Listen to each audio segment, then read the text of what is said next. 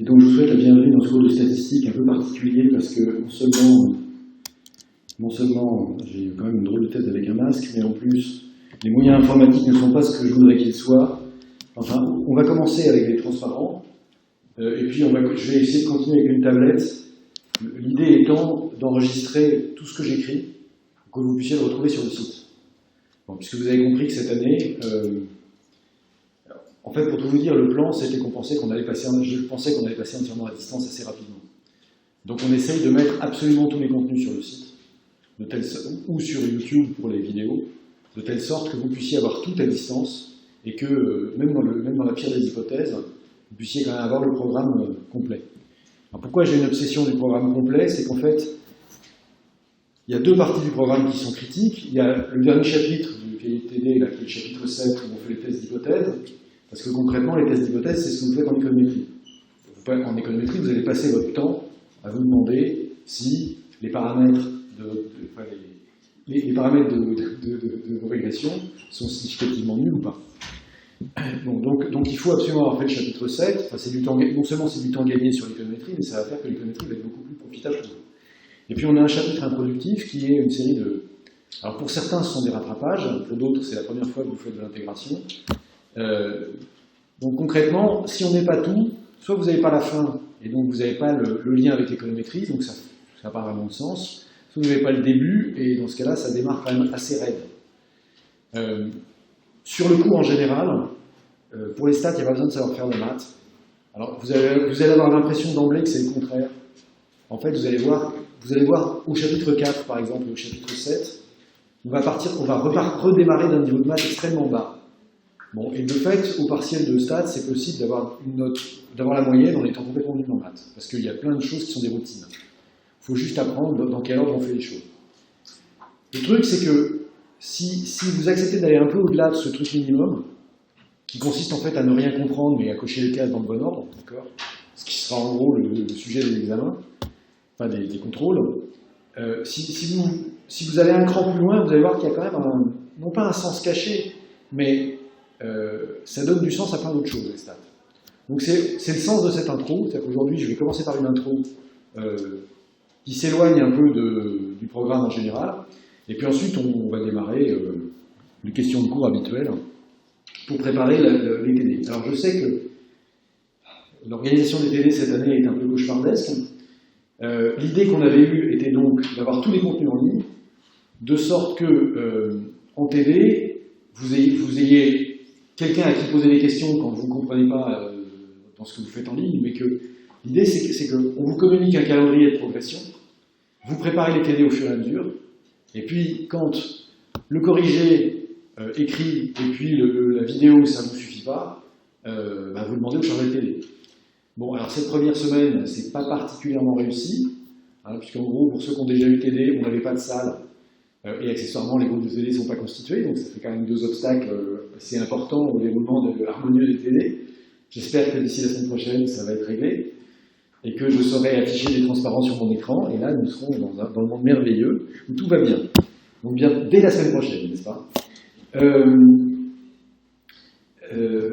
Bon, alors plus prosaïquement, ça n'a pas marché comme on voulait, donc il y a des TD qui n'ont pas pu avoir lieu, donc concrètement il y a des contacts avec les chargés de TD qui n'ont pas marché, mais de toute façon, si à un moment on repasse à distance, ce qui est en train de se produire dans beaucoup d'établissements d'enseignement supérieur, on rebascule sur un Zoom où tout le monde peut poser des questions aux chargés de TD. Le seul truc, c'est qu'il faut que vous trouviez votre méthode pour mobiliser les vidéos et les corriger qui sont sur le site. Donc je ne sais pas comment vous allez vous en saisir. Concrètement, je ne sais pas parce que je ne suis pas à votre place. Alors il y a, soit vous essayez de faire l'exo, vous n'y arrivez pas, vous allez regarder la solution. Moi je me dis peut-être un truc, c'est peut-être plutôt de regarder d'abord la vidéo pour comprendre le raisonnement général. Parce que vous allez voir qu'en stat, le truc c'est que à partir du moment où vous avez compris où vous allez, c'est assez simple d'y aller. C'est très très bourrin, parce qu'on fait tout le temps des calculs, mais c'est bourrin mais simple. Parce qu'il y a la définition du truc bourrin. Un truc bourrin, c'est un truc subtil. Et donc de ce fait, c'est peut-être pas mal d'avoir d'abord une vidéo complète, de regarder peut-être une vidéo d'un exo sans prendre de notes, juste en essayant de suivre le raisonnement, et puis après vous le refaites vous-même en écrivant tout. Je vous conseille vraiment, en revanche, de vous habituer à écrire des raisonnements complets, même si vous allez avoir des QCM, parce que c'est quand même très important d'être capable de voir tous les autres. Parce que si vous vous dites, ça va être des QCM, donc je cocherai des cases, là, je pense que ça ne va pas le faire. Franchement, hein, c'est-à-dire que... Donc, de fait, les corrigés qui restent en ligne sur le site, c'est les corrigés des examens d'avant, d'il y a très longtemps, quand on faisait encore des copies manuscrites et que les chargés de TD les ramassaient et qu'on les colle, ça, on ne fera pas ça cette année. Néanmoins, ça doit quand même rester moderne. D'ailleurs, vous allez voir, je ne sais pas si vous avez été voir le corrigé que j'ai mis de TD1, mais il fait 217 pages, hein, quand même. Alors, ok, c'est des pages encore 18, donc c'est pas beaucoup, mais c'est écrit. Voilà. Bon, bref, on essaie de faire ce qu'on peut pour que ça se passe le mieux possible. Et quoi? Le programme de stats. Et alors, le programme de stats, en fait, bon, qu'est-ce que c'est que les statistiques? L'idée qu'on a toujours des statistiques, c'est que c'est un truc avec plein de chiffres et plein de calculs idiots, enfin, plein de calculs super chiants. L'idée qu'on se fait des statistiques, surtout si on a fait des statistiques en premier cycle, donc en L1 et L2, par définition, les statistiques, non, surtout en L1, les statistiques, ça consiste à compter des trucs, à faire des moyennes, à faire des indices chaînés, d'accord, les indices d'Opache et les indices de l'Asper, enfin, ça a l'air complètement désespérément débile, et sans aucun intérêt. Bon, quand on commence à faire des statistiques mathématiques, on va faire un truc totalement différent. Enfin, on a l'impression que ça reste la même chose, parce qu'il y a une façon de comprendre qui consiste à dire on transforme toutes les variables qu'on a vues jusqu'ici quand on faisait des indices de paires, des je sais pas quoi, des moyennes, etc. On transforme toutes les variables en variables aléatoires. Si vous vous contentez de voir les choses comme ça, vous allez juste vous dire ah bah tiens, en fait, on fait une généralisation mathématique parce qu'au lieu d'avoir des variables certaines, on a des variables aléatoires et c'est juste que c'est plus compliqué, les théorèmes sont beaucoup plus difficiles. D'ailleurs, le prof, il n'est même pas capable de démontrer les théorèmes. Ça, malheureusement, il me semble que vous passez à côté du truc intéressant qui est que, fondamentalement, les stats, à partir du moment où on fait des statistiques mathématiques, vous allez voir dans 3 minutes ce que ça veut dire. Mathématiques, ça ne veut pas dire que c'est plus difficile ou qu'il y a plus de calculs. En fait, il n'y a pas forcément plus de calculs, c'est juste que ce n'est pas du tout la même manière de voir l'objet. En fait, la question des stats, c'est qu'est-ce qui est vraisemblable? Ou même, est-ce que je peux avoir confiance dans un résultat ou dans une hypothèse? C'est la seule question qui m'intéresse. Autrement dit, comment est-ce que je peux interpréter des données à l'aide d'un modèle probabiliste, ou même encore mieux, comment est-ce que je peux interpréter les idées que j'ai à partir des données? Donc la question des stats, c'est plus du tout des questions de comptage comme vous l'avez fait en stats, c'est plus du tout des questions de prédiction comme vous l'avez fait en probabilité, où on vous dit, voilà un jeu de cartes, quelle est la probabilité que vous tiriez un brelan de valet si vous tirez 5 cartes? Ce qui est une question fondamentale pour les joueurs de poker, mais nous, on n'a rien à secouer, sauf si vous n'êtes pas joueur de poker, ça ne vous intéresse pas. En fait, nous, ce qui nous intéresse, c'est plus de regarder les données comme elles sont pour faire des comptages, c'est plus de faire des probabilités sur ce qui pourrait se passer si, c'est de se demander ce que les données nous apprennent sur le monde, qu'on ne voit pas a priori. Bon, après, je ne vais pas vous dire à la fin du cours que les Illuminati sont parmi nous. C'est pas ça l'objet. L'objet, c'est simplement d'utiliser les données qu'on a pour essayer de caractériser ce qui les produit. Alors, donc pour faire des stats, il faut des données, mais il faut aussi un modèle probabiliste, un modèle mathématique hypothétique, puis surtout, il faut un truc qui s'appelle du bon sens. C'est-à-dire que la pierre de touche de toute cette affaire, ça ne va pas être votre capacité à écrire des équations qui font des kilomètres. Le seul intérêt de tout ça, c'est d'avoir les idées en place, au bout du compte. Bon, alors, je vais commencer par un exemple. Alors, figurez-vous que c'est... moi, de ce que je sais, c'est le premier exemple de statistique mathématique de l'histoire. C'était il n'y a pas très longtemps. Et c'est un gars qui se pose une drôle de question. Alors, le gars est en lui-même un drôle de gars. Le gars s'appelle John Arbuthnot. Et il se présente comme étant Physician in Ordinary to Her Majesty. Donc, c'est un des médecins de la reine Anne, à l'époque. And Fellow of the College of Physicians. Donc, il est membre du collège des médecins. Puisque je vous rappelle que physician, en anglais britannique, ça veut dire médecin. Et pas physicien au sens théoricien de la science physique. Et il est aussi Fellow of the Royal Society, qui est l'équivalent en anglais de l'Académie des sciences. Donc, c'est un gars qui est médecin et qui s'intéresse aux questions scientifiques. Et il écrit un texte qui s'appelle An Argument for Divine Providence, taken from the constant regularity observed in the birth of both sexes. Donc ce John Arbuthnot cherche à tirer un argument en faveur de l'existence de la divine providence. Et cet argument, il le tire de quoi? De la régularité constante qui est observée dans les naissances des deux sexes.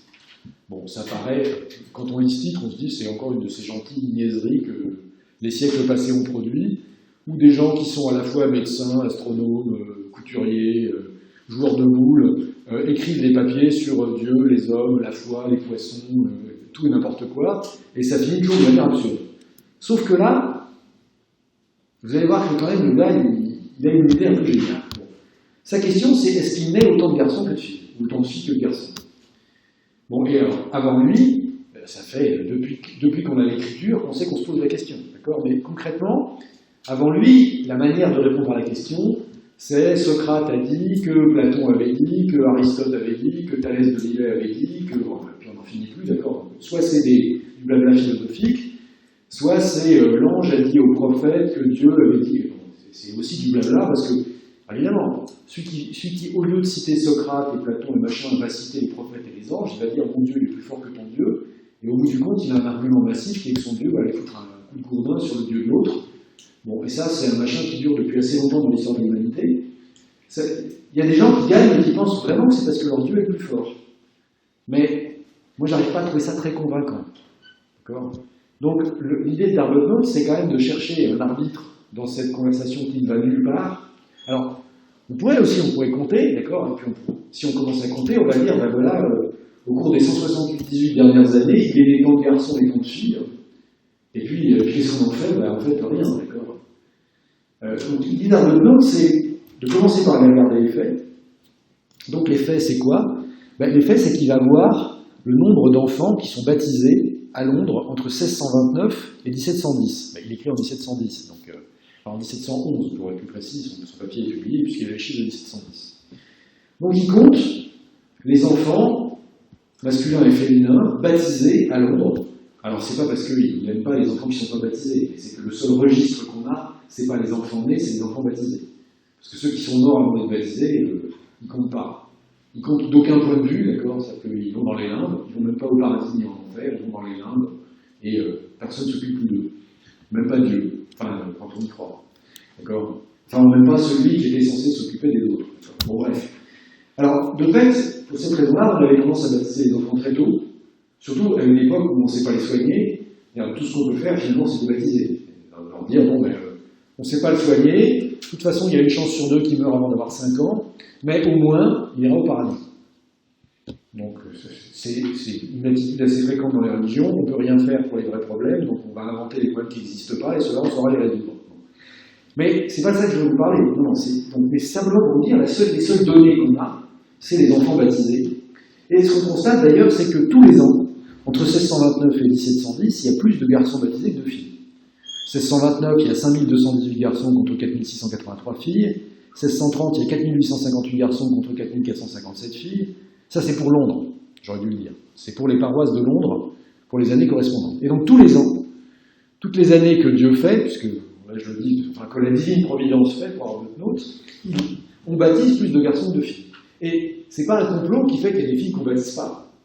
C'est pas non plus qu'il y a des infanticides de filles avant le baptême.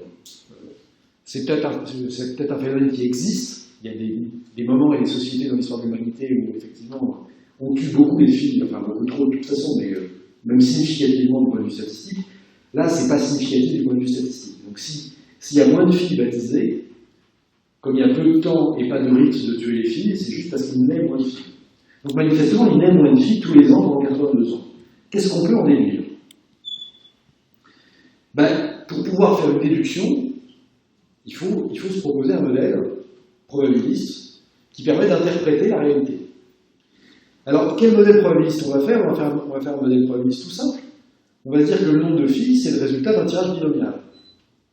Concrètement, une variable de Bernoulli, c'est une variable qui vaut soit 0, soit 1. Chaque naissance, c'est une variable de Bernoulli. Si c'est une fille, ça vaut 1. Si c'est un garçon, ça vaut 0. Comme ça, on fait le contrôle de la sécurité sociale. On va calculer la sécurité sociale des filles valent 2. En fait, le nombre de filles, c'est quoi? C'est le résultat d'un tirage binomial, où il y a un n qui est le nombre de naissances, et p qui est la probabilité à chaque naissance d'avoir une fille.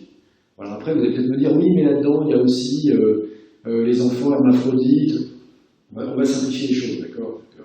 On va considérer que les enfants peuvent être soit des garçons, soit des filles, non pas parce qu'on considère que c'est la réalité, mais simplement parce que pour les besoins de l'exercice, et pour simplifier la résolution pour avancer la résolution de la question, on va faire comme ça. Bon. D'autant que, ou alors je peux vous le faire de manière, avec du recul historique, en disant, certes aujourd'hui on sait que la question du sexe des enfants c'est plus compliqué que des garçons et des filles, mais à l'époque, on rangeait les enfants qui naissaient dans les catégories garçons et dans les catégories filles. Depuis, on a inventé Donald Trump et d'autres monstres, et donc tout est possible. Bon, mais ce qui nous importe surtout, c'est donc de dire, en fait, le nombre de filles, c'est le résultat d'un tirage binomial. Donc, comme le nombre de filles, c'est le résultat d'un tirage binomial, en particulier, si je dis maintenant qu'on peut appliquer le théorème de centrale limite, ça ne va pas vraiment nous arranger. Excusez-moi, j'ai fait le truc en pensant que... Non, pardon.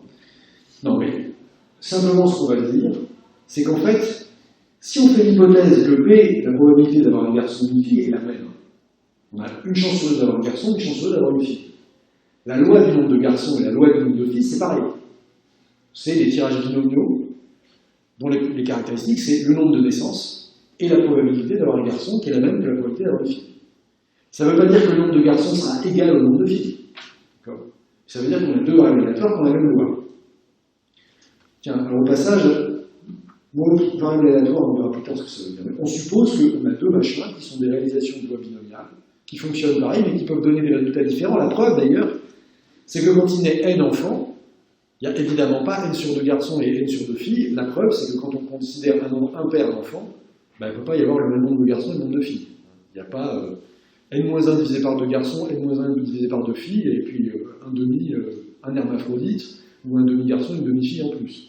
Donc de fait, quand il naît n enfants, là-dessus, il y en a un certain nombre qui sont des garçons et un certain nombre qui sont des filles, et le nombre de filles, c'est n moins le nombre de garçons.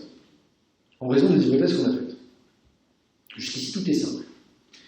Bon, sans calcul, parce que je ne vois pas l'intérêt de faire la démonstration à ce stade, on va admettre que s'il y a une chance sur deux d'avoir un garçon et une chance sur deux d'avoir une fille, alors il y a une chance sur deux que le nombre de garçons total soit plus grand que le nombre de filles total. Et l'hypothèse complémentaire, c'est que le nombre de filles total soit supérieur au nombre de garçons total. Et donc de même qu'il y a une chance sur deux d'avoir plus de garçons que de filles, il y a une chance sur deux d'avoir plus de filles que de garçons.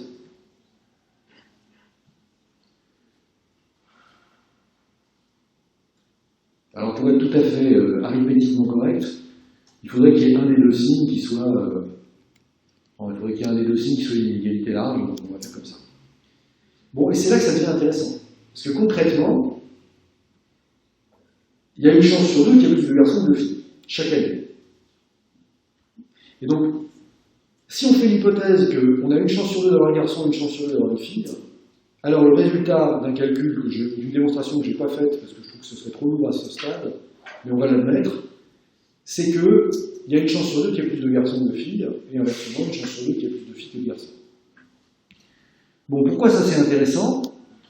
C'est intéressant justement parce que c'est là qu'on va se mettre à faire de la statistique mathématique. Donc je dis jusqu'ici, votre vision des probas, c'était faire des prédictions sur des tirages de jeux de cartes, ou de dés, ou je ne sais pas quoi. Ça ne servait à rien dans la vie réelle. Maintenant, ce qu'on va faire, c'est qu'on va utiliser les probas pour se demander une chose très étrange. On va se demander quelle est la probabilité de ce que j'observe effectivement si je fais l'hypothèse que la probabilité d'avoir un garçon est égale à la probabilité d'avoir une fille est égale à 1,5. Donc au lieu de me dire, je connais les probabilités, et je vais me demander quelle est la probabilité de l'avenir, je vais me dire, je ne connais pas les probabilités, mais je fais une hypothèse, et je me demande quelle est la probabilité de ce que j'observe sous cette hypothèse. Donc ça peut paraître un exercice purement spéculatif. Sauf que la probabilité de ce que j'observe sous l'hypothèse, ça me renseigne sur la vraisemblance de l'hypothèse. Exemple typique avec Arbuthnot. Là, on l'a dit, tous les ans, de 1629 à 1710, il naît plus de garçons. Et pourtant, si on fait l'hypothèse qu'il y a une chance sur deux d'avoir un garçon et une chance sur deux d'avoir une fille, on a dit, en conséquence, on doit avoir une chance sur deux d'avoir plus de garçons, chaque année. Mais justement, ce qui se passe, c'est que 82 années de suite, on observe qu'il y a plus de garçons. C'est un peu comme si vous étiez en train de jouer à pile ou face, et puis 82 fois de suite, vous faites face. Ça arrive, hein? Mais ça n'arrive pas très souvent. D'ailleurs, si on veut calculer en gros la probabilité, on va dire que c'est quoi? Ben, vous avez une probabilité 1 sur 2 d'avoir plus de garçons la première année. Vous avez une probabilité 1 sur 2 d'avoir plus de garçons la deuxième année. Donc, avoir plus de garçons la première et la deuxième année, c'est 1 sur 2 fois 1 sur 2, c'est 1 sur 4. Vous avez une probabilité 1 sur 2 d'avoir plus de garçons la troisième année. Donc ça vous fait 1 sur 2 puissance 3. Puis la probabilité 1 sur 2 d'avoir plus de garçons la quatrième année. Puis ainsi de suite jusqu'à la 82e année. Donc en fait, au total, si vous avez une chance sur 2 d'avoir un garçon et une chance sur 2 d'avoir une fille, ben vous avez une chance sur 2 puissance 82 d'avoir plus de garçons tous les ans. Une chance sur 2 puissance 82, comme ça parle pas beaucoup en fait. C'est quand même un truc assez vague.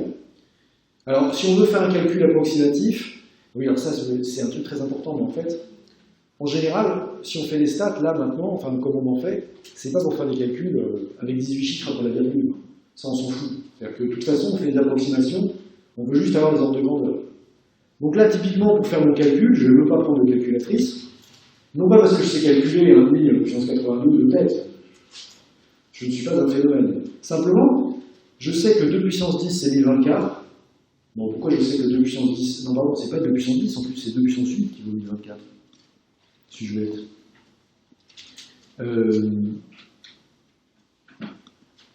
Attendez.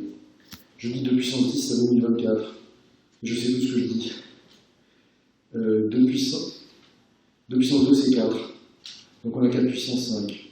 4 fois 4, 16, ça fait 4 au carré. 16 fois 16, 256 fois 4. Non, c'est 2 puissance 10 qui fait 1024, excusez-moi, c'est bien ça.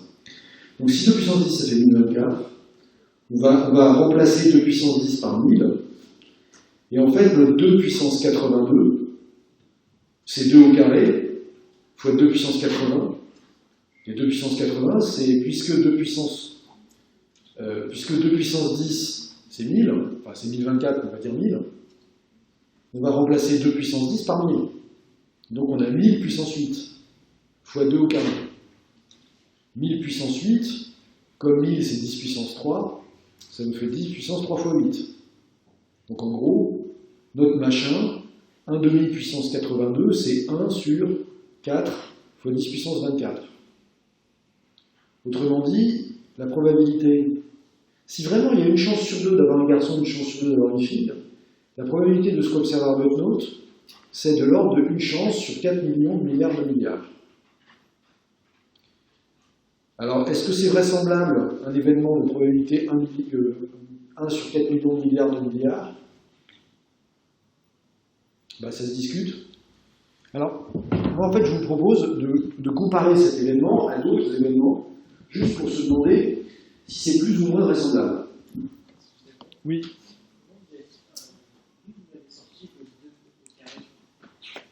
Mon 2 au carré, c'est simplement qu'on a 2 puissance 82. Donc en fait, on a 2 puissance 2 fois 2 puissance 80. Donc, puisque 82, c'est 80 plus 2. Ce que je vais faire, c'est que je vais prendre la tablette pour pouvoir écrire les calculs, ce sera quand même plus... Alors, ça ne va pas être bien écrit, mais je pense que ce sera mieux pour suivre les calculs. Bon, et là, je mettrai les résultats je mettrai les gribouillis que je fais avec la tablette, je les mettrai aussi sur le site. Donc c'est loin d'être optimal, mais ça fournit quelque chose. Le temps que ce truc démarre. D'accord? Donc, par exemple, effectivement, si mon calcul n'était pas assez explicite, j'ai dit 2 puissance 82, c'est 2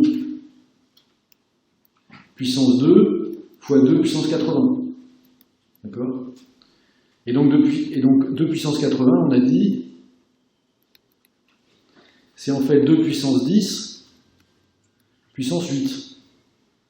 D'accord? D'où le 2 puissance 2, en fait, c'est 4. Et puis 2 puissance 10, on a dit c'est à peu près 3 puissance 8. Et alors là, du coup, c'est plus une égalité, mais une équivalence. Donc ça, c'était le calcul simplifié. Mais on peut se demander, qu'est-ce qu'on a comme événement pas très probable? Donc par exemple, qu'est-ce que c'est la probabilité de gagner au loto? Et donc pour autant qu'ils m'en souviennent, gagner au loto, en fait, c'est qu'il faut trouver 6 numéros parmi 49.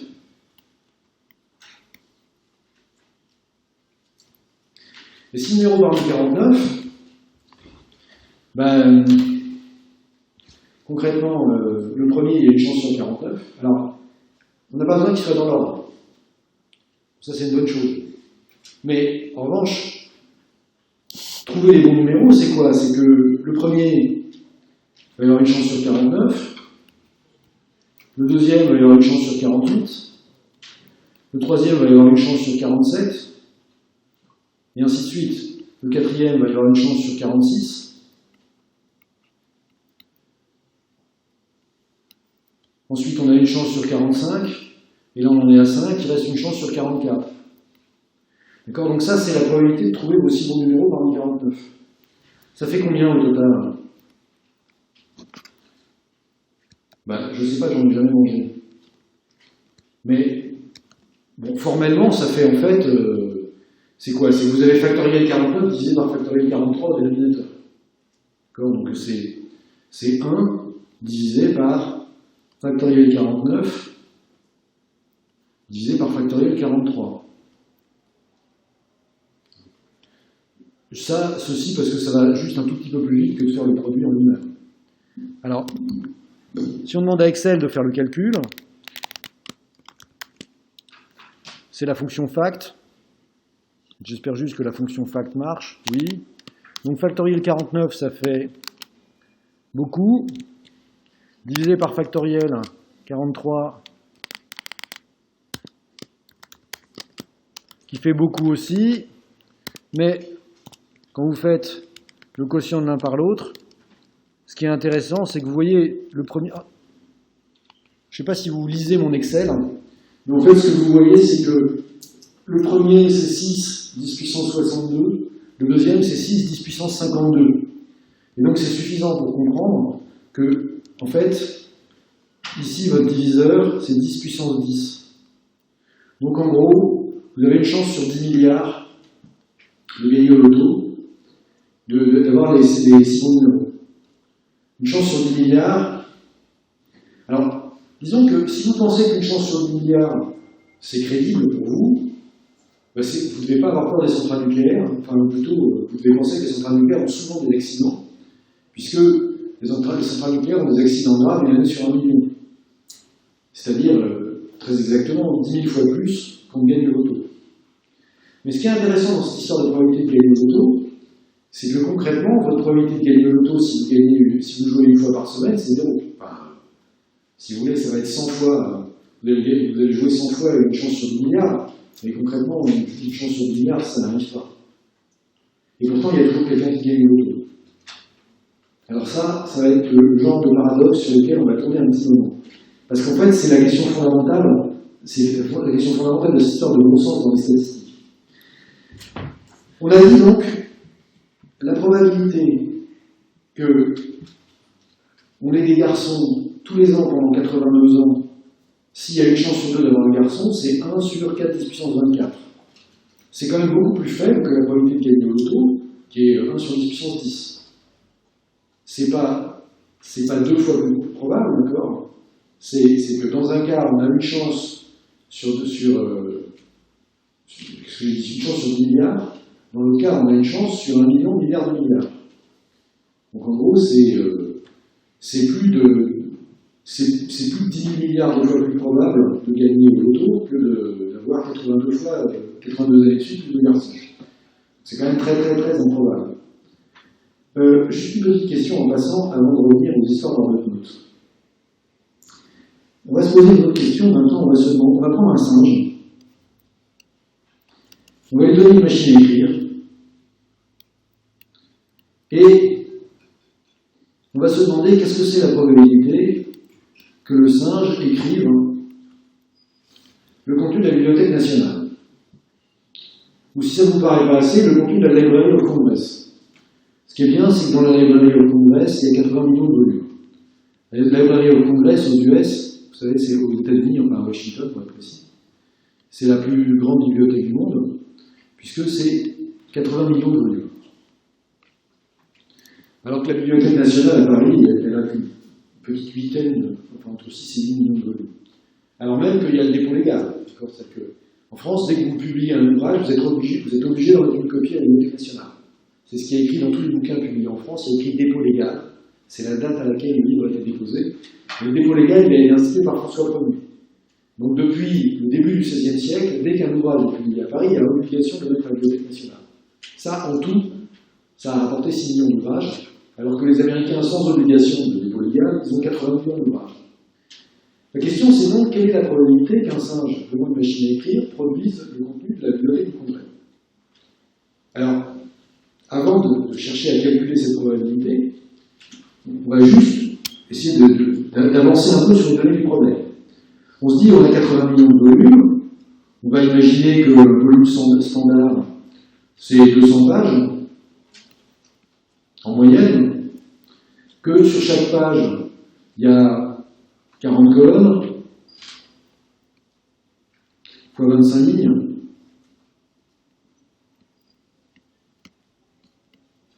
Ça fait 1000 caractères. Ça fait pas des gros volumes. Et donc du coup, on a 200 000 caractères par volume. Et puis les caractères, c'est quoi? C'est qu'on a 25 lettres, de A à Z. Et puis on a 7 signes de ponctuation. Pourquoi on a 7 signes de ponctuation? Parce qu'on a l'espace, virgule, point, 2 points, un point d'exclamation, point d'interrogation, puis guillemets. On va essayer de plus que ça. Bon, hein. Ça suffit parce que ça nous en fait 32. Et alors l'intérêt de 32, c'est que 32 au carré, c'est juste pour simplifier le calcul. Hein. On sait que 32 au carré, c'est 1024. Et donc ça va nous permettre effectivement de simplifier notre calcul, parce que notre calcul va nous dire quoi? Oui. Oui, enfin, pardon, ça va être un ordre de grandeur. Vous avez donné peut-être 26 lettres. Puis après, il y a plein de langues où il y a des signes diacritiques, des accents, des machins comme ça. Donc, en fait, on en a plutôt plus. Mais, encore une fois, je vous dis, là, c'est vraiment des calculs à la louche, c'est juste pour avoir des ordres de grandeur. Donc, ce que je voulais, à ce stade, ce que je voulais dire, c'était que, en fait, comme on avait, en gros, 32 au carré, c'était 1024. Et c'était donc à peu près 1000. Et puis on a dit on a 80 millions de volumes. Donc 80 millions de volumes, ça fait 8, 10 puissance 7. Chaque volume, il contient 200 000 caractères. 2, 10 puissance 5 caractères. Et donc en fait, le nombre de caractères, donc 80 millions de volumes, c'est 8, 10 puissance 7 fois 2, 10 puissance 5. C'est donc 16, 10 puissance 12, donc 1,6, 10 puissance 13. 1,6, 10 puissance 13, donc 10 puissance 9 c'est 1 milliard, 10 puissance 4 c'est 10 000, donc ça fait 16 000 milliards. Il y a en fait 16 000 milliards de caractères. Et chacun de ces 16 000 milliards de caractères, ça peut être l'un des 32 caractères, qui sont peut-être 35 d'ailleurs, dont on vient de parler. Donc en fait, le nombre de combinaisons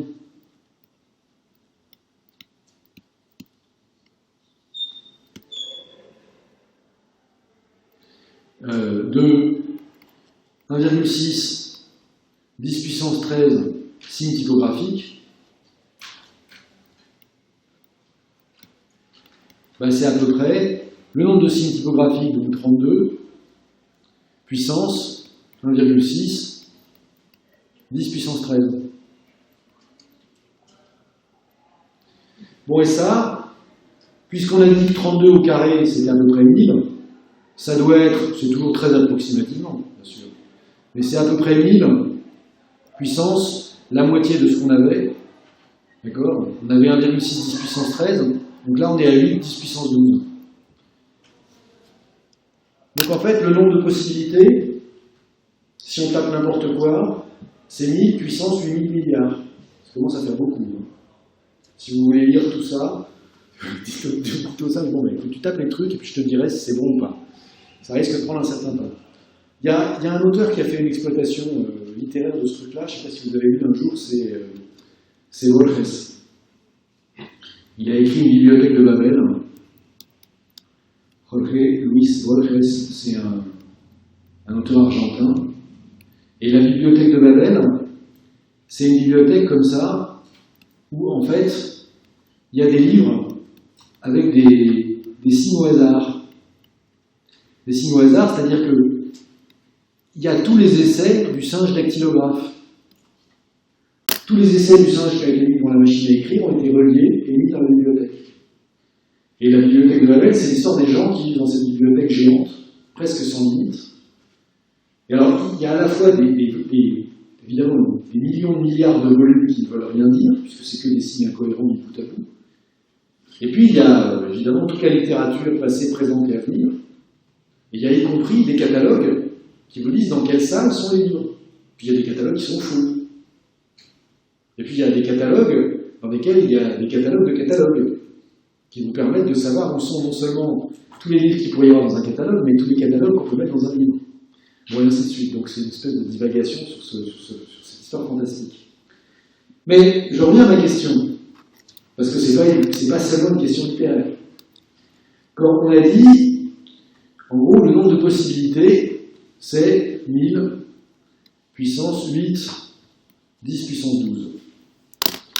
Bon, concrètement, c'est quoi la probabilité que le singe réussisse à produire un texte, une possibilité parmi 1000 puissance 8, 10 puissance 12?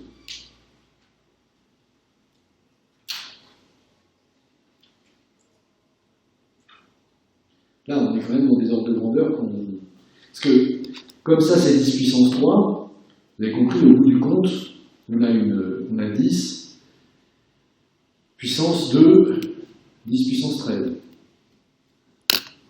Donc, le nombre de possibilités, c'est 10 puissance 40 milliards. Ça commence à faire beaucoup, 10 puissance 40 milliards, parce que c'est 10 avec 40 milliards de zéros derrière. Donc là, c'est plus tout à fait des ordres de grandeur de gagner au loto ou de je ne sais pas quoi. C'est un truc totalement astronomique. Vous avez une idée du nombre d'atomes d'hydrogène qu'il y a dans l'univers? De la 10 puissance 50. Donc là, on est dans un truc où c'est clair que de toute façon, on ne parle pas d'un nombre qui est en rapport avec l'idée qu'on se fait même de l'univers. On est dans un truc totalement vertigineux. Donc la question, c'est quelle est la probabilité que le singe reproduise la Bibliothèque nationale?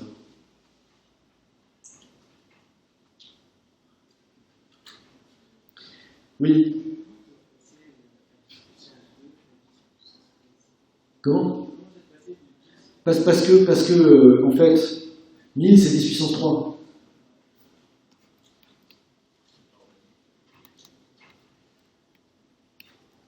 Et donc, 1000 puissance 8, 10 puissance 12, c'est 10 puissance 3, puissance 8, 10 puissance 12, donc c'est 10 puissance 3 fois 8, 10 puissance 12. Et 3 fois 8, c'est 24. Et donc, 3 fois 8, 10 puissance 12, c'est 2,4, si vous voulez, 10 puissance 13. Vous rajoutez 2,4 pour multiplier. Donc, en fait, on peut se dire d'un côté, si le singe fait une tentative, il y a une chance sur 10 puissance, il y a une chance sur 10 puissance 2,4, 10 puissance 13, que le singe réussisse. Mais, de toute façon, ça, concrètement, c'est zéro. C'est une probabilité qui est zéro. Vous pouvez continuer avec la fiction qu'il y a une probabilité de 1 sur 10, 2,4, 10 puissance 13. En fait, ça veut dire zéro, concrètement. Puisque je vous dis 10 puissance 50, déjà 10 puissance 50, c'est quelle est la probabilité de trouver un atome d'hydrogène dans l'univers. C'est même pas la peine de... vous pouvez considérer depuis longtemps que c'est une probabilité qui est égale à zéro. Déjà, 1 sur 10 puissance 10, c'est pratiquement zéro. Ou plutôt, ça dépend du nombre de tentatives. Et c'est là que l'histoire du singe, elle a en fait deux interprétations. Si vous considérez un vrai singe, c'est-à-dire un singe qui va vivre une vie de singe, même qui va vivre une vie très longue, vous considérez un singe mélangé avec un elfe, d'accord, donc vous êtes dans le Seigneur des Anneaux, vous considérez un singe qui va vivre 6000 ans, il va avoir 6000 ans pour taper sur sa machine à écrire, et donc il va pouvoir faire 10 ou 15 ou 20 tentatives. De toute façon, 10 ou 15 ou 20, c'est rien du tout par rapport à 10 avec 40 milliards de zéros derrière. C'est pas, 24 milliards de zéros derrière, c'est pas le sujet. C'est beaucoup trop peu pour qu'il y ait une chance. En revanche, si vous considérez un singe immortel, parce qu'il a une infinité de tentatives, alors là, il va finir par reproduire le contenu de la Bibliothèque nationale.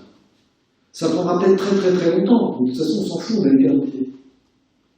Et donc à partir du moment où on a l'éternité, c'est-à-dire concrètement, à partir du moment où on fait une infinité de tentatives, même une probabilité aussi faible que 1 sur 10 puissance 40 milliards, ben, on finit toujours par y arriver.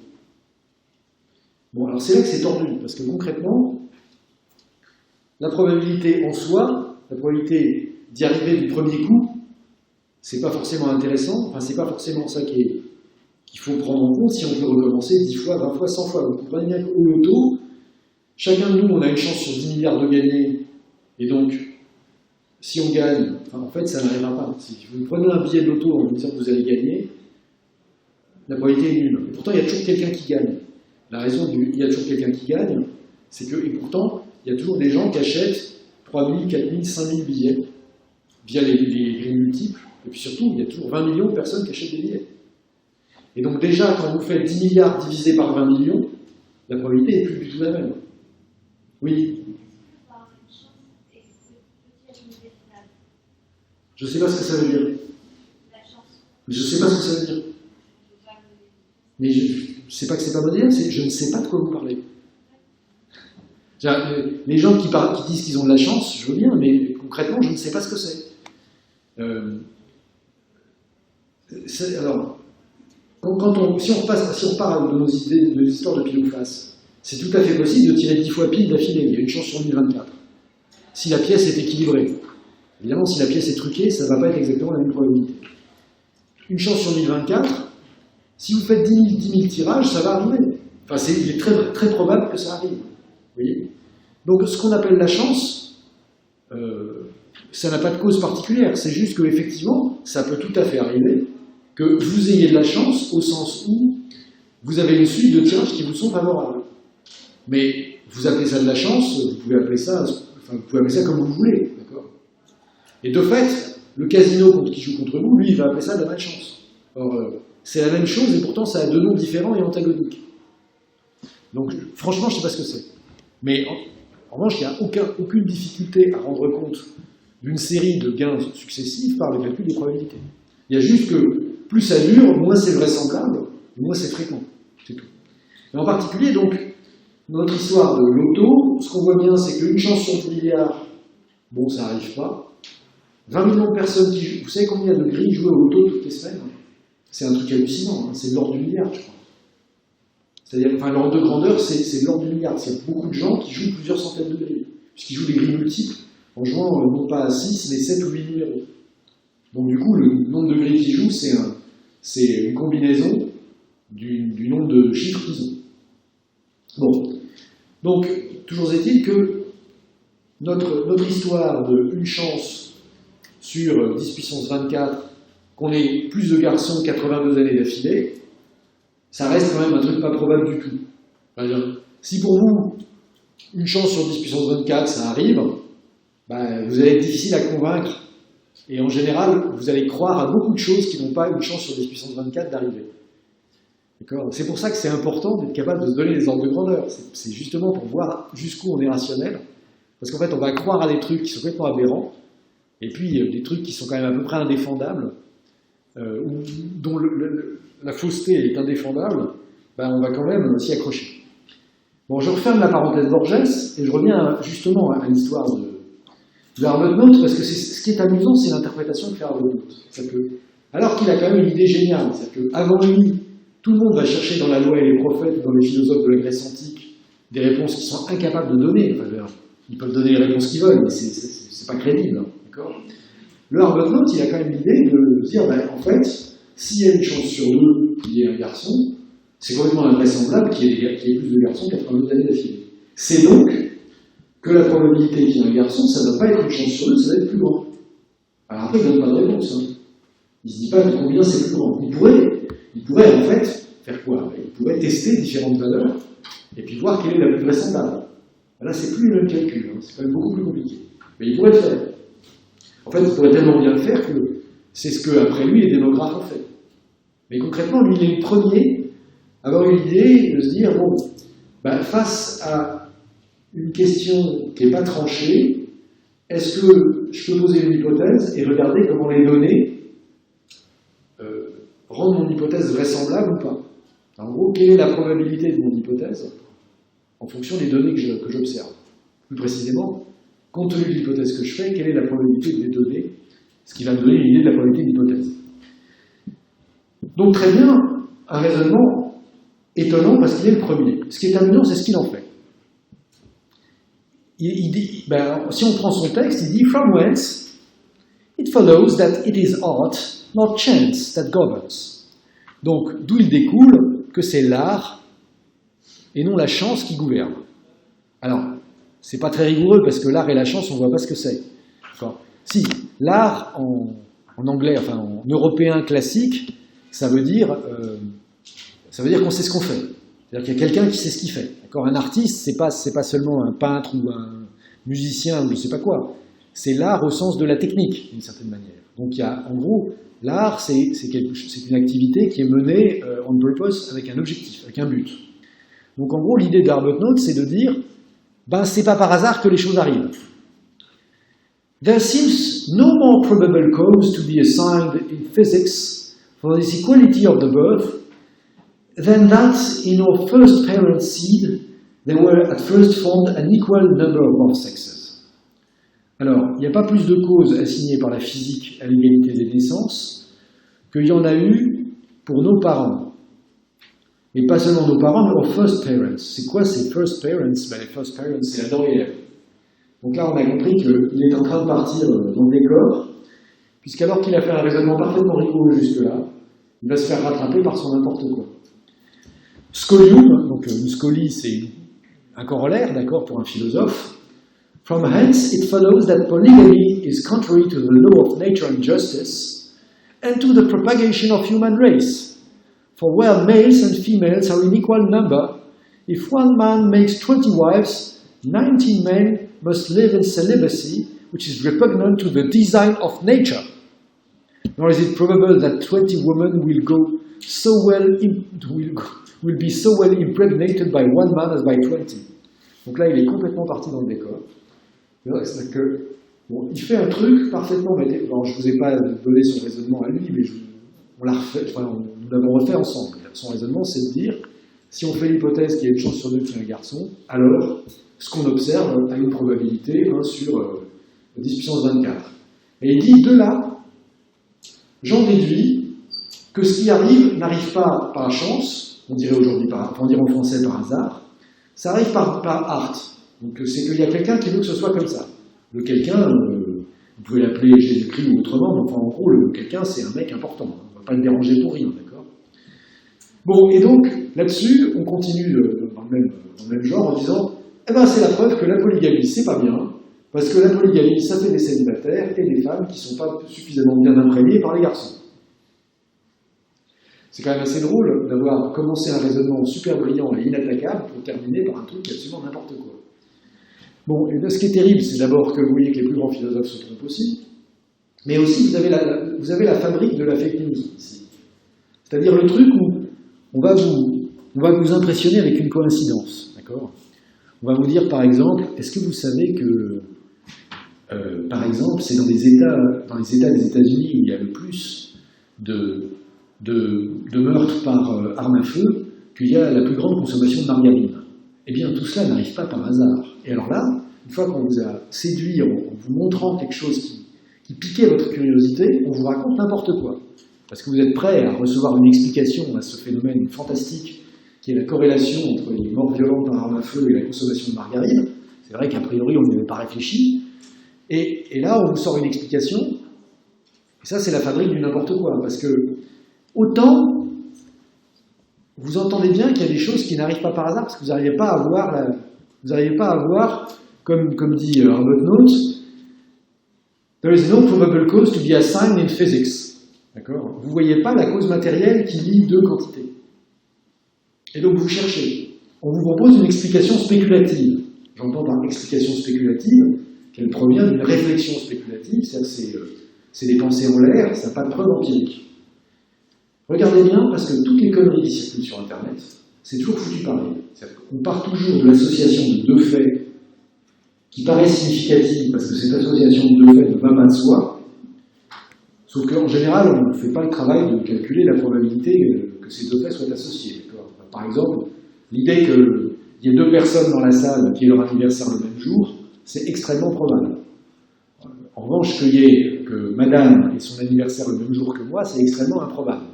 Mais si on cherche simplement les gens qui ont un anniversaire à la même date dans la salle, on va certainement en trouver. C'est pratiquement certain. C'est pas parce que les reptiliens sont parmi nous, ni parce que les Illuminati ont fait des listes de télé. Non, c'est juste que ça résulte simplement du fait que quand vous faites un minimum de calcul, vous allez vous rendre compte que c'est quand même assez probable que dans une classe vous êtes une centaine. On se trouve avec effectivement, parce que concrètement, si on prend l'anniversaire de n'importe qui, il reste 99 chances sur 365, ou plutôt 99 fois une chance sur 365 qu'il y ait quelqu'un d'autre qui ait son anniversaire le même jour. Alors ça fait combien? Concrètement, la probabilité que dans une classe, personne n'ait le même âge, ça veut dire que personne n'ait le même âge qu'un autre. Ça veut dire concrètement, si on prend quelqu'un au hasard, tous les autres, ils sont nés un autre jour. Donc ça nous fait 364 sur 365, le tout à la puissance 99. Donc en fait, il n'y a que 76% de chance que personne ne soit né le même jour que quelqu'un pris au hasard. Donc il y a 24% de chance qu'il y ait quelqu'un d'autre qui soit né le même jour que n'importe quel d'entre vous. Et comme en plus, vous êtes 99, on va dire comment vous êtes 100, bien en fait, puisque pour chacun d'entre nous, il n'y a que 76% de chance qu'il ne soit pas né le même jour qu'un autre, c'est en fait 76 puissance 100 qu'il faut calculer. Et 76 puissance 100, en fait, il y a une probabilité seulement 1 sur 1000 milliards qu'il n'y ait personne dans la salle qui ait son anniversaire le même jour que quelqu'un d'autre. Bon, c'est en gros, parce que je n'ai pas compté les années bissextiles, les hauts douceurs, ça ne changera pas grand-chose. Bon, et donc, c'est des choses auxquelles on ne pense jamais. Mais, en fait, il y a des événements qui ont l'air improbables, qui sont parfaitement probables. Non mais en revanche, donc, le truc étonnant chez Arbuthnot, c'est qu'il repère un événement improbable, et il dit, puisque ça ne peut pas arriver par hasard, c'est qu'il doit y avoir une cause. Et à partir de là, au lieu d'avoir un discours rationnel d'élaboration d'une cause qui va prouver exactement comme il a prouvé qu'il n'y avait pas une probabilité d'indemnie, il part dans un truc spéculatif dans la mesure où il n'y a aucune preuve. Exactement comme toutes les conneries qu'on peut voir sur les réseaux sociaux. Je ne dis pas que les réseaux sociaux ne charrient que des conneries, mais toutes les infox qui se promènent, où on part d'un fait saillant qui est étonnant, et puis ce fait saillant, on l'explique par quelque chose qui est absurde et qu'on n'a pas besoin de prouver, parce que, effectivement, si ça a un tout petit peu de vraisemblance, on se dit pourquoi pas, et puis on y croit. Et puis jamais on se pose la question de la vraisemblance du truc. Mais bon, et vous voyez que Arbuthnot, ce qui est drôle, c'est qu'il raisonne parfaitement rationnellement sur la moitié du raisonnement, qui est la moitié facile, sauf qu'il a été le premier à le faire, donc c'est pas tout à fait facile. Et puis ensuite, donc, quand il dit ça n'arrive pas par hasard, c'est qu'il doit y avoir une cause, ok? Et il dit, et la cause c'est ça. Et là, il ne le démontre plus. Bon, l'intérêt des stats, c'est que dès qu'on vous dira, et la cause c'est ça, vous saurez preuves. Et tant qu'on ne sait pas ce qu'est la cause, on ne sait pas ce que c'est. Et puis, on peut bien vivre en sachant pas quelle est la cause. Qui a créé l'univers? Oui, d'accord, il y a plein de gars qui revendiquent de l'avoir créé, mais croire ce qu'on raconte à ce sujet-là, c'est un acte de foi. Alors les actes de foi, c'est bien, mais c'est pas le même ordre de certitude que les actes d'adhésion rationnelle. Bon, donc, voilà ce que je vous propose avec les stats. En fait, c'est de systématiser ce raisonnement qu'on vient de voir sur un exemple, mais qui a comme faiblesse, l'exemple d'Arbuthnot, il a comme faiblesse que finalement il est très particulier, Parce que, en fait, ce qu'il fait là, c'est qu'il fait un test d'hypothèse. Il fait une hypothèse, il regarde quelle est la vraisemblance de cette hypothèse, compte tenu des observations. Et concrètement, il choisit de rejeter l'hypothèse au motif que l'hypothèse est invraisemblable. Mais son hypothèse, elle est très simple parce qu'il fait juste l'hypothèse P égale 1,5 et c'est le calcul le plus simple à faire. Le truc qui intéresserait le statisticien, c'est de se demander quel est le P qui va maximiser la probabilité des observations. Donc de faire une estimation du maximum de vraisemblance du paramètre probabilité de naissance d'une fille. Bon, ben ça, c'est ce que nous, on va apprendre à faire. On va quand même aller un peu plus loin. On va quand même aller un peu plus loin, mais alors, c'est là que je vais commencer à faire du vrai cours. En retrouvant ma tablette, la difficulté qu'on va avoir pour aller un peu plus loin, c'est qu'on va être obligé de faire un long détour par des choses un peu compliquées, en particulier du point de vue probabiliste, parce que là, les probas qu'on a fait, c'était des probas discrètes. J'entends par probas discrètes, on a simplement considéré deux cas, garçon ou fille. C'est pas très différent des probas que vous avez dû faire au lycée si vous avez fait des probas, où en gros, vous avez vu des jeux de cartes et des dés, et finalement, le formalisme mathématique qui est nécessaire pour traiter ces questions de probabilité, c'est de l'arithmétique simple. Alors le problème, c'est que nous, on va s'attaquer à des problèmes. Alors, en fait, la raison pour laquelle on ne va pas se satisfaire de l'arithmétique simple, c'est pas juste parce qu'on veut des trucs un peu plus compliqués. C'est parce qu'en passant par le continu, on va être capable de mobiliser des théorèmes qui n'existent que dans le continu. En fait, c'est souvent un truc qui, avec les maths, c'est qu'on a souvent des théorèmes beaucoup plus puissants en continu. Par exemple, regardez les cas de convergence des équations différentielles, les racines des équations différentielles qui donnent des convergences dans les dynamiques, c'est toutes les racines négatives, donc ça vous fait une probabilité 1,5. Si vous avez des dynamiques, je sais pas, vous avez un cours de dynamique en troisième année, non? De dynamique mathématique? Non? Bon, donc j'arrête. Okay, bon, non, mais alors, je vais le faire autrement. Je vais le faire vraiment comme en essayant de vous prouver l'intérêt pour les stats de considérer des variables continues. Mais je vais commencer par traiter le cas discret. Donc le cas discret, c'est quoi? Un exemple de cas discret, c'est un exemple de ce que vous avez fait jusqu'ici. Je considère par exemple une variable uniforme. Donc x, c'est une variable uniforme. Une variable uniforme sur quoi? Sur 1, 6. Et je mets deux crochets ici pour indiquer que c'est bien du discret et que ce qu'on considère, c'est les valeurs entières de x. D'accord? C'est-à-dire qu'on peut avoir x qui peut être égal à 1, x égale à 2, x égale à 3, x égale à 4, x égale à 5, ou x égale à 6. Ça, c'est la même chose que de dire qu'on prend x, plutôt on ne va pas dire ça comme ça, on va dire on prend petit x dans 1,6. Et alors, et on s'intéresse à la probabilité de x égale x. Et là, première nuance, on a une majuscule, un grand x ici, et on a une minuscule, un petit x ici. La majuscule, elle désigne les variables aléatoires. Alors, je ne sais pas vous, mais moi, cette histoire de variables aléatoires, j'ai mis très longtemps à comprendre ce que ça voulait dire. Parce que les variables aléatoires, il n'y en a pas beaucoup dans la nature, en fait. Et en fait, une variable aléatoire, c'est tout simplement une chose, c'est une catégorie. C'est une chose qu'on observe. J'insiste sur c'est une chose parce que c'est pas juste l'observation. Quand je dis c'est une chose qu'on observe, on peut lui donner un nom. Donc typiquement, les choses qu'on observe, c'est le fait que ce soit un garçon ou une fille, ou le nombre de filles qui naissent. Le nombre de filles qui sont nées pendant une année, c'est une chose. Enfin, je ne dis pas que les filles sont des choses, je dis le nombre de filles qui naissent, c'est une chose. Le PIB des pays, c'est une chose. La pointure, si je mesure la pointure des gens dans l'amphi, je peux considérer que c'est une variable aléatoire, je vais appeler ça une chose. Et donc quand je parle de la variable aléatoire, je parle bien de la catégorie. Je dis bien, je vais prendre à chacun sa pointure. Et donc je vais considérer la catégorie pointure. Donc je mettrai une majuscule pour désigner la pointure.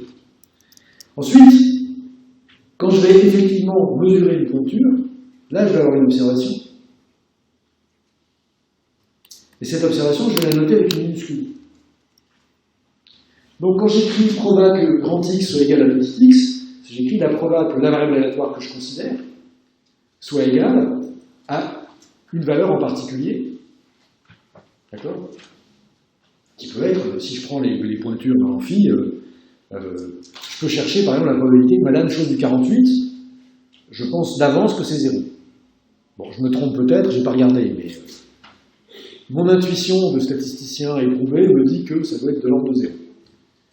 Alors, ceci dit, quand on y réfléchit, si on prend l'exemple des pointures, c'est une variable aléatoire, mais c'est pas une variable aléatoire au sens où aléatoire, ça voudrait dire nimp, d'accord? C'est pas n'importe quoi. D'abord parce que les grands, ils ont en moyenne des plus grands pieds que les petits. Enfin, ça existe des petits avec des grands pieds. Hein, il y a des grands avec des petits pieds. Donc, alors, c'est pas aléatoire pour dire, ben regardez, les variables, elles sont aléatoires parce qu'il y a des grands qui ont des petits pieds et inversement. Non, c'est surtout qu'en fait, d'abord, on ne connaît pas vraiment le modèle de détermination de la taille des pieds. Enfin, si vous faites de l'économétrie, ça vous intéressera peut-être un moment de faire un modèle de détermination de la taille des pieds, d'accord?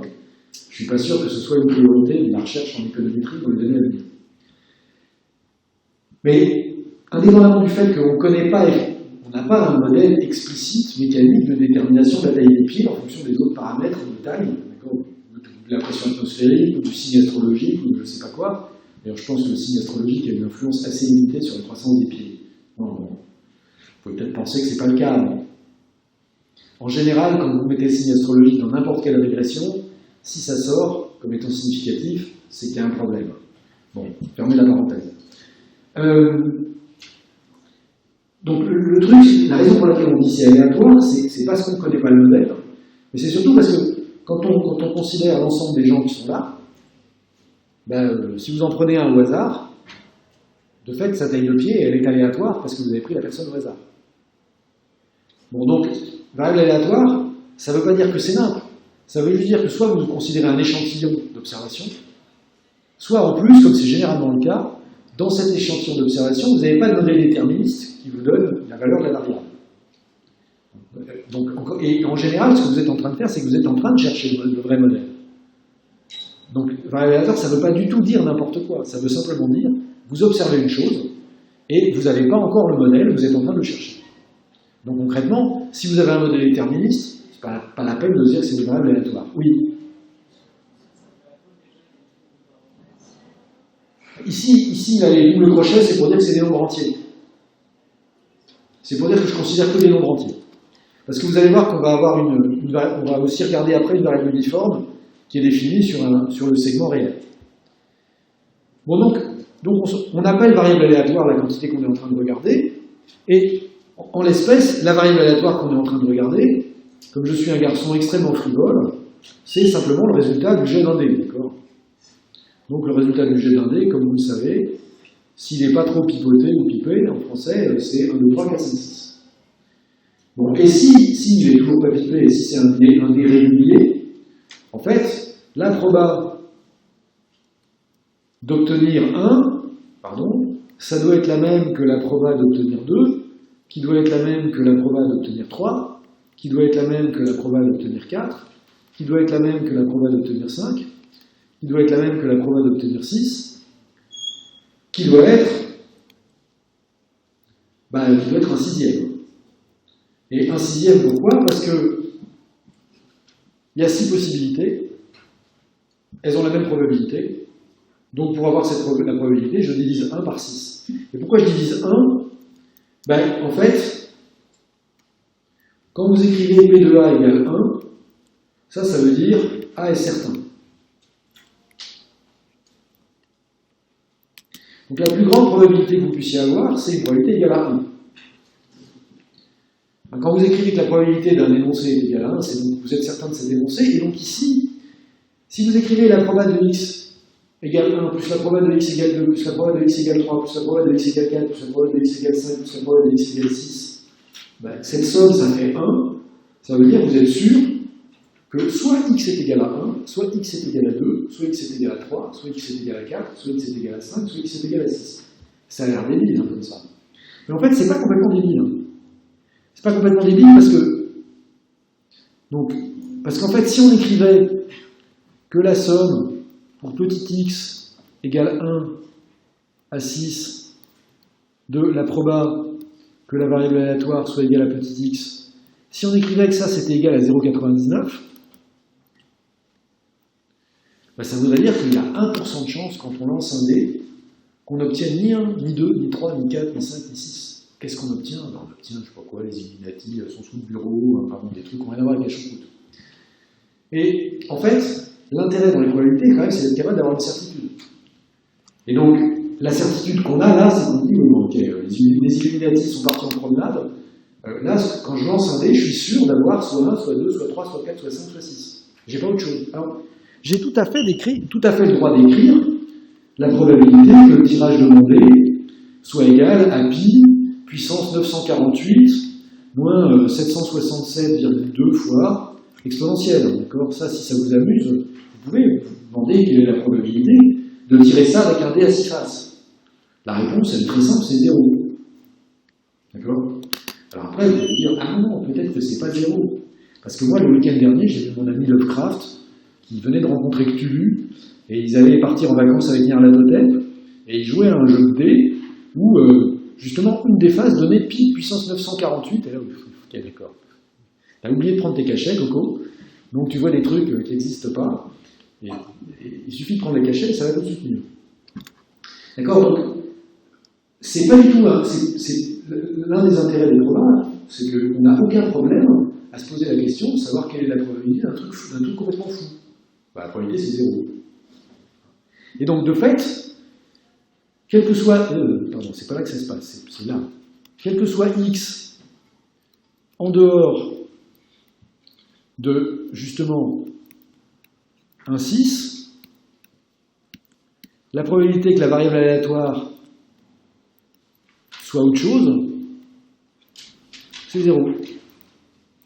Bon, donc clairement, là, on a défini notre variable aléatoire x est une variable uniforme, qui peut prendre comme valeur 1, 2, 3, 4, 5, 6. Comme elle est uniforme, on a la même probabilité pour chacune des phases du dé, et concrètement, cette probabilité, c'est un sixième. Alors, si je reviens à la question de la chance, ça c'est une question que posait Bachelier dans son calcul des... Non, que pose, pardon, Poincaré, dans son calcul des probabilités. Il dit, je voudrais jouer au dé avec une personne, et je me rends compte que, en lançant son dé, c'est la troisième fois de suite qu'elle vient d'appeler 6. Et la question de Bachelier, de Poincaré, pardon, c'est quelle est la probabilité que ce soit un grec? Alors, un grec, si on pose la question comme ça, on dit au mec qui joue au dé et qui fait des 6, quelle est la probabilité qu'il soit grec? Ça n'a pas la tête, non? En fait, un grec en français, ça veut dire un tricheur au dé. C'est évidemment pas un citoyen grec. Bon, c'est évidemment un usage raciste, mais il se trouve que quand on lit les livres anciens, il faut parfois comprendre le sens des mots, même s'il est raciste. Bon, et donc la question de Poincaré, c'est et si on a un dé équilibré, quelle est la probabilité qu'on fasse 3 fois 6 d'affilée? Ben, la probabilité de x1 égale 6 inter x2 égale 6 inter x3 égale 6, donc la probabilité qu'on ait fait 3 6 d'affilée, d'accord, c'est en fait la probabilité que x égale 6 puissance 3. Donc c'est 1 sixième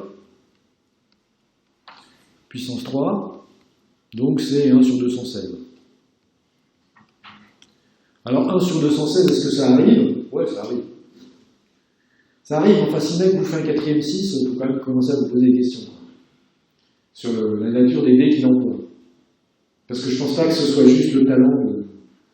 D'accord, je veux faire un 6, donc je me concentre très fort, c'est le premier. Bon, mais vous voyez que là, on n'est pas du tout dans les mêmes ordres de grandeur que tout à l'heure, on avait une chance sur le 10 puissance 24. Bon, 1 sur 216, ça arrive.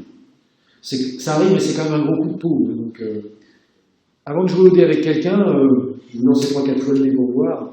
Déjà, au bout de 4 fois, vous allez avoir une bonne idée de la manière dont le dé fonctionne. Bon, alors ça donc, c'est typiquement les probas que vous avez faites en terminale. Enfin, si vous avez fait des probas en terminale, mais c'est souvent le cas.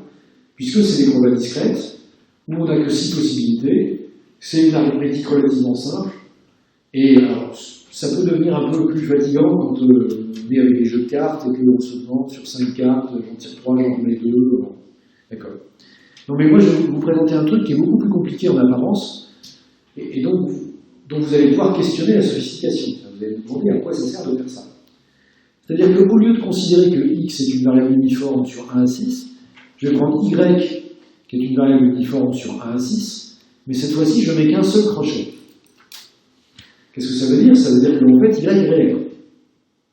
Y peut prendre n'importe quelle valeur sur le segment 1,6.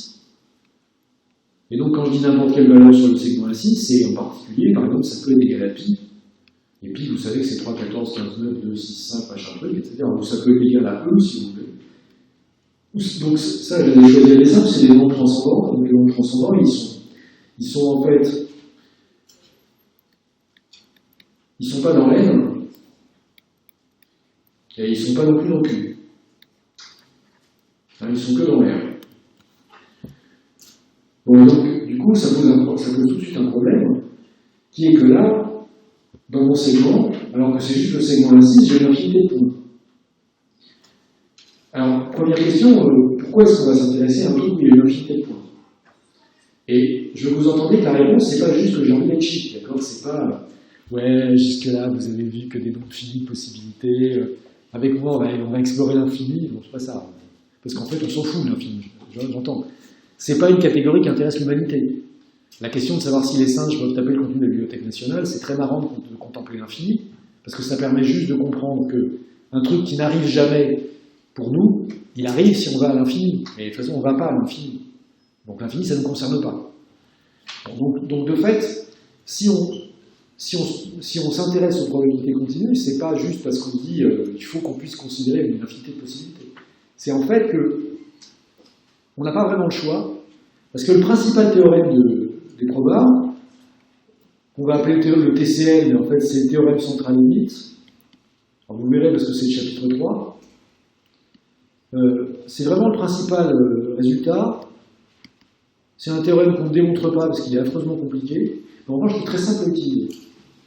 Pourquoi il est très simple à utiliser? Parce que ce que dit le théorème central limite, c'est que si vous prenez une suite de variables aléatoires, vous les additionnez, en gros, ça tend vers les lois normales. Ça converge en probabilité vers les lois normales. Qu'est-ce que ça veut dire? Et pourquoi c'est important? Parce que des variables aléatoires, il y en a plein. On a d'autant plus plein que vous pouvez prendre n'importe quoi en disant ceci est une variable aléatoire. En gros, la seule convention, c'est qu'il faut que vous n'ayez pas de modèle déterministe.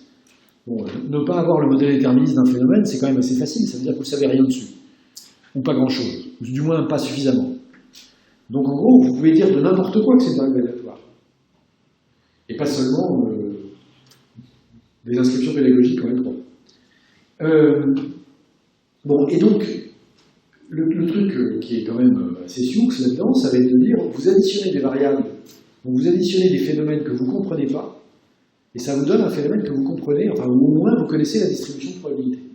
Et une loi normale, comme vous le savez, c'est une courbe en cloche, d'accord? Une courbe en cloche, et donc une courbe en cloche, c'est continu. Donc en fait, le théorème central limite, il va nous donner des variables aléatoires continues. Alors pourquoi c'est important? Alors un exemple typique et évidemment important, et pas emprunté à l'économie, c'est le truc des gaz parfaits. D'accord? L'équation de Mariotte et des trucs comme ça. Parce que ce qui est marrant avec les gaz parfaits, c'est que quand vous regardez les molécules, quand vous regardez une molécule en particulier, vous n'avez évidemment pas la moindre idée, enfin vous pouvez dire la molécule elle est là maintenant, où est-ce que sera la molécule dans 30 secondes, vous n'en avez pas la moindre idée. Parce que la molécule elle se promène dans tous les sens, et le mouvement de la molécule c'est un mouvement brownien dans les 3 dimensions. Donc en gros elle fait n'importe quoi. Elle fait n'importe quoi, et en plus vous n'avez pas la moindre idée de ce que sera sa vitesse dans 30 secondes, parce qu'elle va être percutée par d'autres molécules. Et alors déjà, si vous avez 2 molécules, c'est compliqué de faire des équations pour décrire le mouvement des 2 molécules, mais quand vous avez 3 molécules, il y a un mec qui s'appelle D'Alembert qui a démontré qu'on ne pouvait même pas trouver des solutions analytiques aux équations de mouvement de 3 corps. Quand en plus vous avez des milliards de molécules, inutile de vous dire que, en gros, si vous essayez de vous intéresser à une molécule de gaz, bon, ce dont, soit dit entre nous, on n'a à peu près rien à secouer, parce qu'une molécule de gaz, quand même, ça ne fait pas grand-chose dans l'univers. De toute façon, vous ne pouvez pas. Mais alors le truc qui est quand même très étonnant, c'est que quand vous prenez beaucoup de molécules, Alors beaucoup de molécules, ça veut dire plus que 10 puissance 20, d'accord? Donc ça fait vraiment beaucoup de molécules. Bah là, en revanche, il n'y a pas de problème, vous pouvez appliquer les équations de gaz parfait. Et pourquoi? À cause du théorème central limite. Enfin, à cause. Il n'y a pas besoin, le théorème central limite, c'est un théorème de maths. Mais en fait, c'est la même idée, c'est-à-dire la molécule en elle-même, c'est le bordel intégral, elle va dans tous les sens. Et quand vous prenez plein de molécules, vous arrivez à trouver une régularité qui est que la température et la pression, ça suit des lois. Ça suit des lois prévisibles. Tellement prévisibles d'ailleurs qu'il n'y a pratiquement pas de variance et ça élimine pratiquement le caractère aléatoire. Bon, le théorème central limite, ça va être la même chose. Ça. Vous avez des phénomènes qui sont complètement inexplicables quand vous essayez de les regarder à l'échelle microscopique ou microéconomique. Et puis quand vous les additionnez, il se met à y avoir un truc régulier qui se dégage. Bon, alors, l'application la plus célèbre, si je puis dire, parce que c'est le premier qui a expliqué les choses dans ces termes, c'est Louis Bachelier. Alors Louis Bachelier, c'est une des gloires de la maison, même si on ne peut pas dire que il vous obsède et il vous empêche de dormir. En fait, Louis Bachelier, il a défendu dans cette université une thèse qui s'appelait théorie de la spéculation.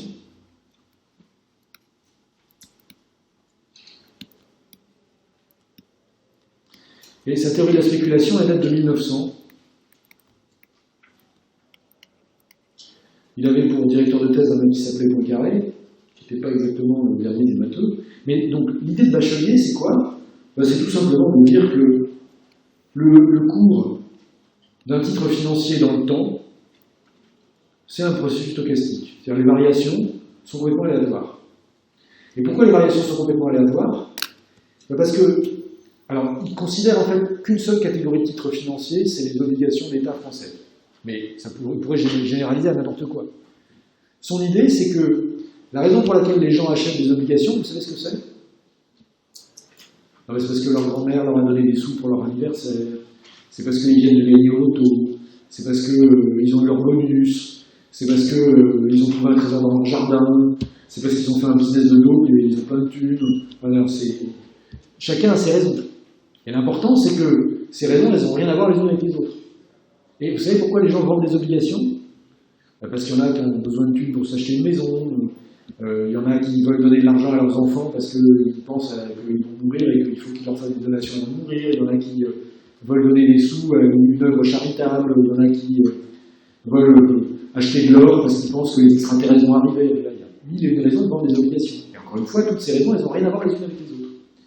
Et donc, c'est exactement le genre de cas où vous regardez les raisons pour lesquelles les gens achètent et vendent des actions et des obligations et vous ne pouvez absolument rien en faire, parce que si vous cherchez à modéliser le comportement des marchés financiers en modélisant le comportement de chacun des agents, vous êtes mort.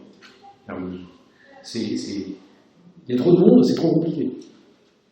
En revanche, quand vous additionnez tous ces comportements dont vous ne savez pas rendre compte, eh bien vous vous rendez compte que les cours de bourse, leur variation instantanée, elle est distribuée exactement comme une loi normale en vertu du théorème central limite. Alors avec une exception très importante, qui permet de terminer sur le théorème central limite, c'est que quand il y a des cracks financiers, là, il n'y a plus Toto qui vient placer les sous que grand-mère lui a donnés. Parce que quand Toto il voit le crack financier, ou quand grand-mère voit le crack financier, il dit à Toto, il ne faut pas acheter des obligations. Tu attendras que ça passe. Donc évidemment, le moment du crack financier, c'est le moment où tout le monde veut sortir et tout le monde veut liquider ses positions. Alors là, c'est plus le théorème central limite, c'est parfaitement déterministe, c'est tout le monde veut vendre, et quand tout le monde veut vendre et que personne ne veut acheter, les cours s'effondrent. Mais, comment dire, il y a des probabilistes ou des statisticiens qui me reprocheraient d'avoir une vision paresseuse des lois du hasard, puisque je n'essaye pas d'avoir une loi générale. Mais à ce stade, c'est quand même pas absolument absurde de vous dire l'hypothèse de Bachelier, c'est que les marchés financiers sont régis par une espèce de loi du hasard. Alors, en gros, on peut faire une représentation probabiliste des variations des actions, des cours des actions, plutôt des rendements instantanés des actions. Et ça, c'est justifié par le fait que même si on ne sait rien sur les décisions des investisseurs individuels, du moment que ces décisions sont indépendantes en probabilité, ou statistiquement indépendantes, eh bien, en fait, les conséquences des décisions de chacun s'additionnent et concourent à ce que la variation des cours ou des rendements soit un processus continu, distribué de manière normale. Sauf quand il y a un événement qui polarise les décisions de tout le monde, auquel cas, il n'y a plus d'indépendance statistique et on ne peut plus appliquer le théorème central limite. Et donc, une fois que vous vous souvenez de ça, vous avez compris l'essentiel de ce qu'est le théorème central limite. Parce que l'essentiel de ce qu'est le théorème central limite, c'est quand on additionne des variables aléatoires indépendantes, on obtient une variable normale. Quand on additionne des variables aléatoires pas indépendantes, on obtient n'importe quoi, mais on ne sait pas. Bon, mais en tout cas, ceci pour dire que, en fait, tout ce qu'on va apprendre à faire cette année, ça va être à justifier d'utiliser une variable normale, parce qu'une variable normale, c'est très facile à manipuler. Il y a des tables qui permettent, en gros, de faire du calcul à partir des variables normales, et des calculs qui ont des conséquences sur la vie courante. Le problème, c'est que nous, on ne sait pas mobiliser, on ne sait pas se servir de variables aléatoires continues. On ne sait pas se servir de variables aléatoires continues. Pourquoi? Parce que de manière évidente, si on essaye d'appliquer le formalisme dont on vient de parler au continu, on a un problème. Je m'explique. Tout à l'heure, on a dit la probabilité qu'on ait 1 en tirant un dé à 6 faces, il y a 6 faces, on divise la certitude qui est 1 par le nombre de faces 6, et ça nous donne la probabilité de chacune des faces. Ici, on a dit on a une infinité de possibilités entre 1 et 6. Donc, la probabilité qu'on tire pi, par exemple, qu'est-ce que c'est? Si on applique ce qu'on vient de faire avec le discret, on va se dire que c'est 1 qui est la certitude, divisé par le nombre de valeurs possibles que peut prendre la variable aléatoire. Mais le nombre de valeurs possibles que peut prendre la variable aléatoire, c'est infini. Donc ça nous donne que la probabilité que y soit égal à pi, c'est 0. Alors non, c'est qu'on n'a pas pris la bonne approche. Ce qu'on va faire, c'est qu'on va plutôt dire la probabilité que y soit égal à pi, on va dire c'est une constante. Et puis on va déterminer cette constante, comment? En disant que la somme, pour tous les petits y qui valent de 1 à 6, de p de grand y égale à petit y, ça doit être égal à 1. Ouais, mais alors, la somme comme ça, quand on écrit des sommes, c'est avec des nombres entiers, c'est pas avec des trucs bizarres. Si vous voulez écrire des sommes qui portent sur des nombres qui ne sont pas entiers, en français, ça s'appelle une intégrale, d'accord? Et au cas où vous l'auriez pas remarqué, le signe d'intégrale, c'est une lettre S, là aussi. Mais c'est une lettre S romaine, pas grecque, c'est pas un sigma. Et la raison pour laquelle le signe d'intégration, c'est une somme, c'est que c'est aussi une somme.